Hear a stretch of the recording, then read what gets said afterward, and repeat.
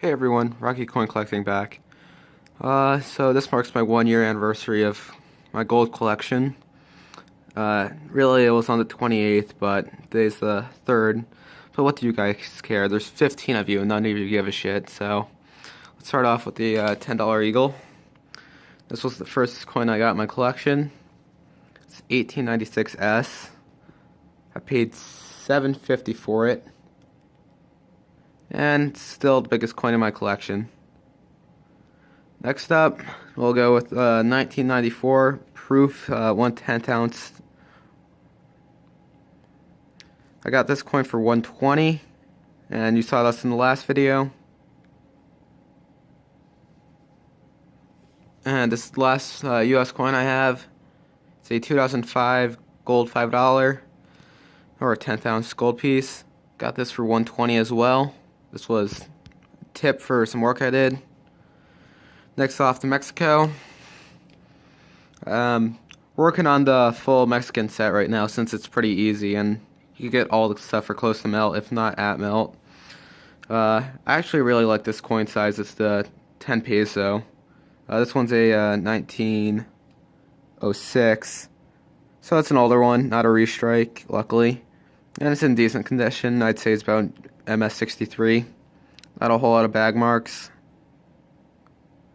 Then I have the 5 peso. Also 1906. Mexican coat of arms right there. And then I have a 45 2.5 peso.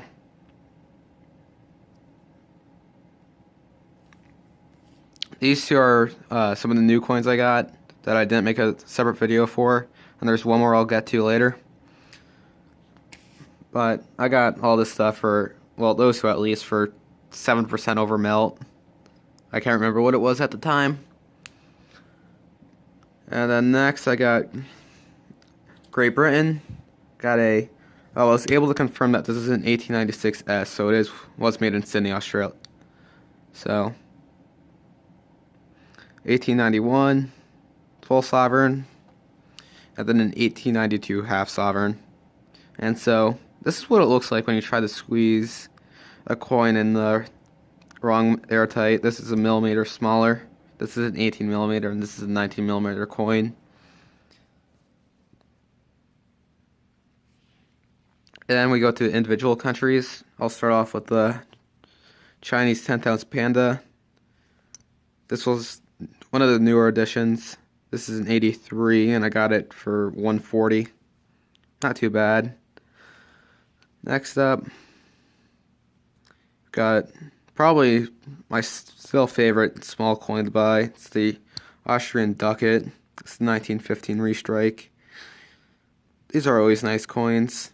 Nice coat of arms on the back.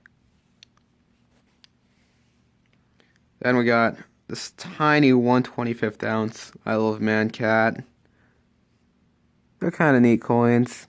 I mean, I was lucky enough to get it at melt, but I would not try to get 25 of these just for an ounce because the premium on them are ridiculous.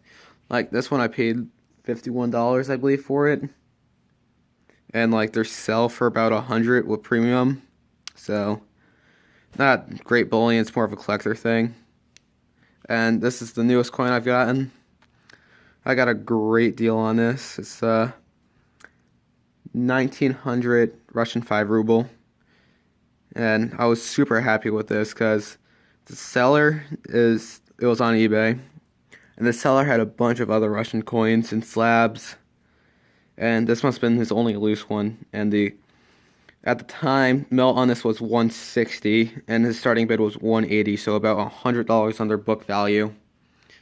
And I was the only bidder, so I got it for $186.99, $6.99 for shipping and handling. But better idea of what the reverse looks like is just essentially a smaller version of that. So in a year, I got 1.8669 ounces of gold, which is pretty good for a 16-year-old, considering I started at 15. I mean, if I can do it, anyone can do it, really, and I know that's a bit hypocritical to say, but, I mean, all it takes is just little amount each week. Just do $10 to set $10 aside every week. 10 weeks you're going to have enough for it, pretty much. 13 weeks with premium or spot goes up. But I mean, it's all up to you and how committed you are. Then, if you're lucky, if you want to get good deals on stuff, go to coin shows, because there's going to be at least one dealer that's selling stuff at melt. It's often the pawn shop guys that are doing it. Then again, they rip someone off, but it's not your fault. Alright. See you guys next time.